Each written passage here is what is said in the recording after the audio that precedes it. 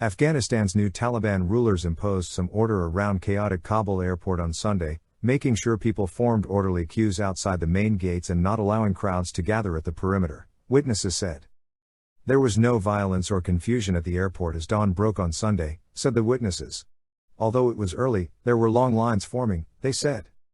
Australia ran 4 flights into Kabul on Saturday night, evacuating more than 300 people, including Australians, Afghan visa holders, New Zealanders, US and British citizens, Prime Minister Scott Morrison said. On Saturday, the United States and Germany told their citizens in Afghanistan to avoid traveling to Kabul airport, citing security risks as thousands of desperate people gathered trying to flee. At least 12 people have been killed in and around the single-runway airfield since last Sunday, NATO and Taliban officials said. Some were shot and others died in stampedes, witnesses have said. The Taliban's swift takeover of Afghanistan has sparked fear of reprisals and a return to a harsh version of Islamic law the Sunni Muslim group exercised when it was in power 2 decades ago.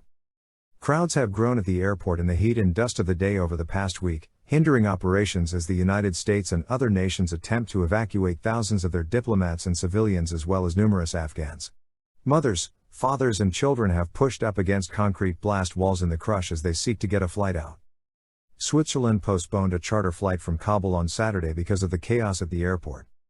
Army Major General William Taylor, with the U.S. military's Joint Staff, told a Pentagon briefing that 5,800 U.S. troops remain at the airport and that the facility remains secure. Taylor said some gates into the airport were temporarily closed and reopened over the past day to facilitate a safe influx of evacuees.